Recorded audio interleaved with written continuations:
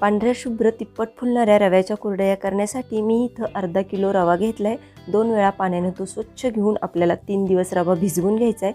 3 दिवस रोज सकाळी संध्याकाळी यातलं पाणी बदलून घ्यायचं आहे आणि ताजं पाणी यामध्ये घालून ठेवायचे। चौथ्या दिवशी सकाळी यातील पाणी आपल्याला सर्व ओतून घ्यायचं आहे आणि खाली राहिलेला जो चीक आहे तो भांड्याने मोजून घ्यायचा आहे। हा घट्ट रवा म्हणजेच आपला चीक आहे।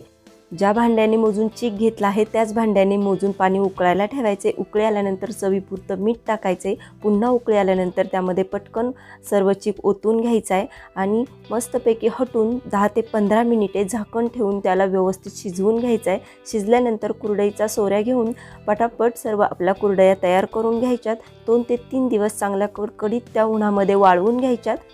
सविस्तर व्हिडिओ पाहण्यासाठी चॅनलला अवश्य भेट द्या। अशा प्रकारे पांढऱ्या शुभ्र तिप्पट फुलणाऱ्या आपल्या रव्याच्या कुरडया तयार झालेल्या आहे। व्हिडिओ आवडल्यास चॅनल सबस्क्राईब जरूर करा। धन्यवाद।